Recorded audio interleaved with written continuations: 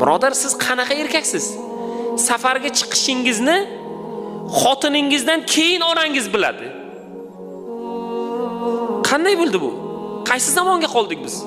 Safarga chiqyapmiz, onamizda xabari yo'q, xotinimiz biladi biz qachon safarga boramiz, qachon qaytamiz.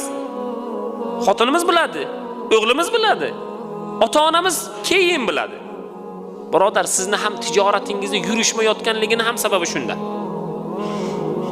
Ishni boshlanishligidan oldin otadan, onadan duo oling. Qilaymi yoki qilmaymi deng. Ular bugun bizni yerdagi farishtalarimiz, ota-onalarimiz.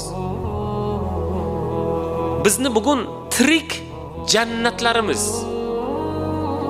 Payg'ambar sollallohu alayhi va sallam aytibdilar: ota-ona sizni jannatingiz yoki do'zaxingiz.